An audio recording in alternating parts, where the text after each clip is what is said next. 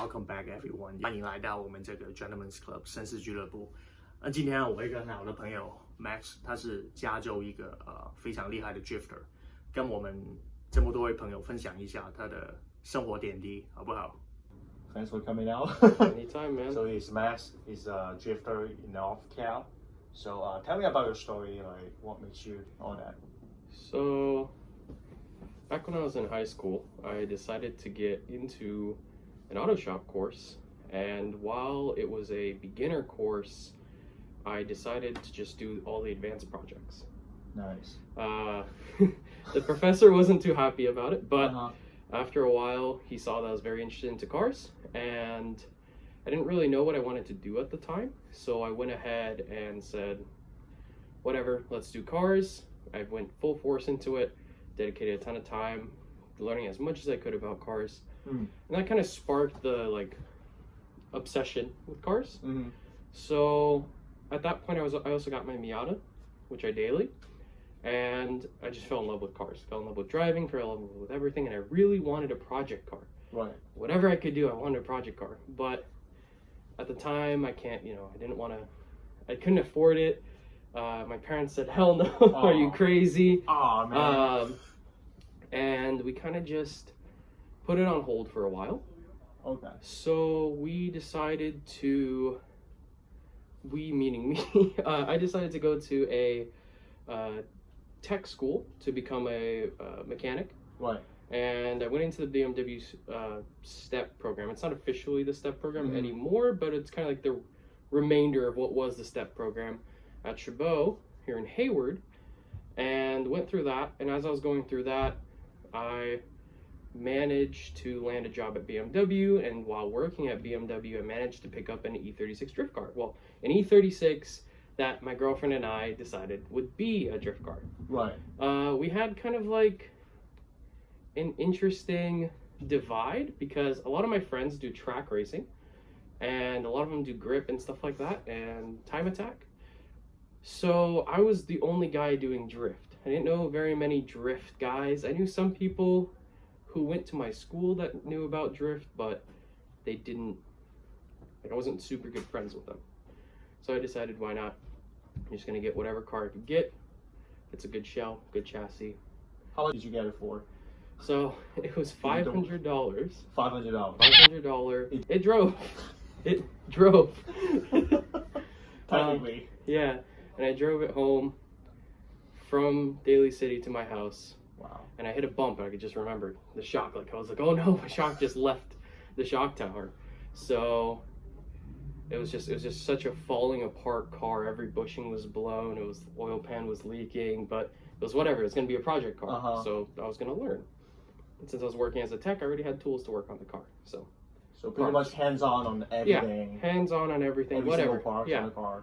Yeah, so very first thing I did was throw every single new bushing that I could on the car, make sure it wasn't leaking anymore, fix whatever I could, and then put a seat in. So I can go drifting. I put a seat in, took it around town, and the head gasket blew. And then that started like a 6-month just tear down and rebuild of my entire car. For the first time, I was rebuilding the entire engine. And I was like, okay, well, how much is it going to cost to rebuild? I still have that engine taken apart at my buddy's house. Right. It was the shell on the stands, right? Yeah, it was just a shell for the longest time. Yeah. And I was like, oh, whatever. I'm just going to buy a motor that runs. I'm just going to stick it in. Bought that, did that. Took it to my buddy's shop. That was when El Nino was happening. Ton of rain. He left it out during a thunderstorm. And nobody covered the hood. And every single spark plug filled. And it was a bad valve cover gasket. So the motor filled with water. Wow. We tried to blow it out, tried to do everything, but it was still milkshake at the end. Holy jeez. So that motor was lost. Total loss on that motor. And at that point I was like, whatever, I'm just going to put a turbo on it. I already had parts in the plan, in the process, going towards this car. Like, I'm just going to put a turbo on it. I've done everything else for this car. Every single time I buy a stock motor, my car blows up. I'm like, whatever, because I'll get a stock turbo motor. At least it'll be cool, you know. At least it'll be something that I want to do. We did that. the car ran for a while. We hit a couple events. That's kind of how I got into drifting. You've picked your car, you've built your car, and you're going to your first track day, right? So you have your safety gear, you have everything ready, and you have your spare tires and anything that you might need. Your goal is now going to see who are your local organizations. So through whatever search engine you have access to, go ahead, look up what possible ways you can go to a local drift day. See who's hosting them, see how much they cost. Sometimes they're private only, very rarely, but sometimes there are just big organizations that host them all the time. Right. Message them, ask them how much a ticket is and when their next event is, and that way you can attend your first drift day. At your first drift day, it's gonna be really awkward. Most people don't know how to drift out of the gate. So you're gonna just do your best, go out there, take your car, and usually a lot of these organizations, they have a professor or a teacher, how they like to say, who is going to help you. They're your instructor for the day. Or they just have a more experienced drifter who's willing to help you. Most of the drift community is pretty positive. There are different versions of the community, there's different parts of the community, but a lot of them are still gonna help you out. They're gonna be like, okay, you have this car, you have this, you have this. They're probably gonna wanna know what your build is, just so they can get a mental image of the car that they're gonna be dealing with. Because it's a very different driving experience if you're driving a 500 horsepower car to a 1,000 horsepower to a 200 horsepower car. And all of that is a different adjustment in how you drive. So, and also like the actual components behind it. If you have wide angle or you don't, well, the diff versus LSD, hydro versus handbrake, there are small adjustments the driver must do. So really getting an understanding of your car, you're not gonna drift the whole track at the first day.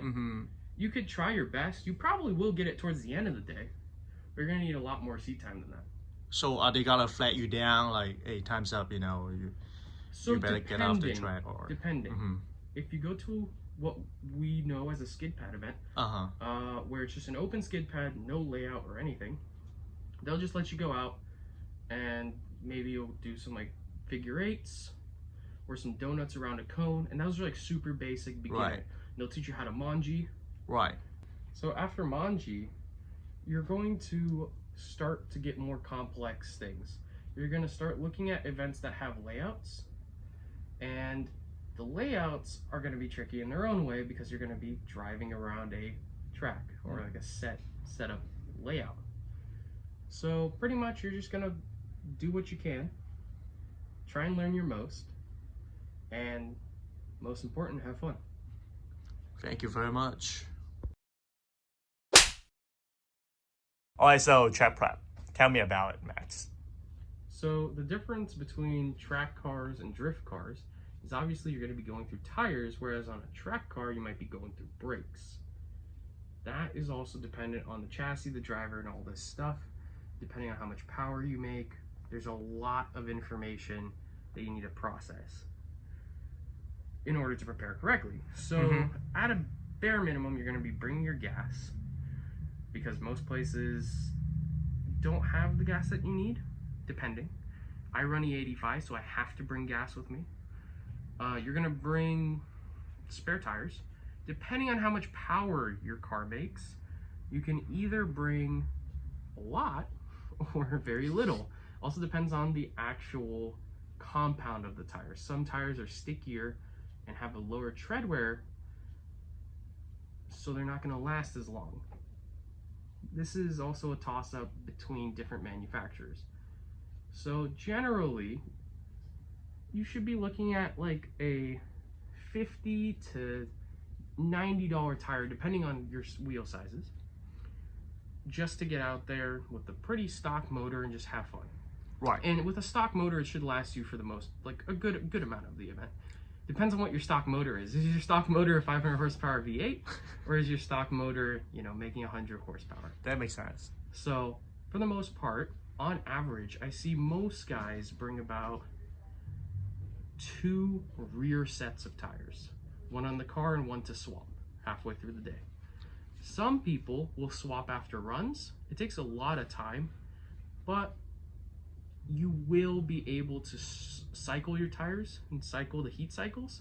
That way they last longer, they might not have delamination, and they won't have as many issues. Some people install sprayer nozzles in the rear of their car so that they can hit a button and cool their tires off. That gives them the most tire life that they can get. Sometimes they run it even when they're out on track. That way they're cooling their tires as they're smoking them.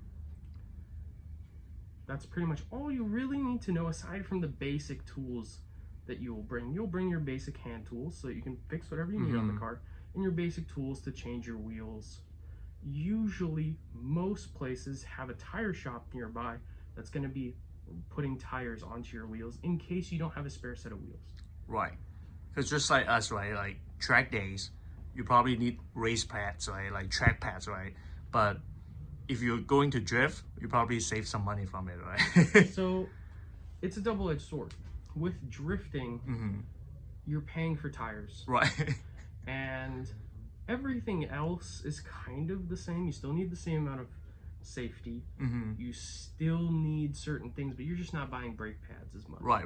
A lot of your brake pad changes are going to be when you're at home already, when your car is wherever it needs to be worked on. You just don't go through brakes. We're not braking super hard coming into a corner. We're honestly either clutch kicking or just pulling the handbrake or tapping the brakes. Usually you can also Scandinavian flick, which is where you load up one side and then sharply change the momentum and the weight of the car so that the back end sticks out. That's why you see guys, they'll go one way and then all of a sudden they'll go like that. So that's a really good way to initiate. These are all different techniques that you'll learn at the track and at these drift days so that you can kind of maximize your tire wear, maximize your clutch life, just so you can keep costs down. Understood. Thank you very much.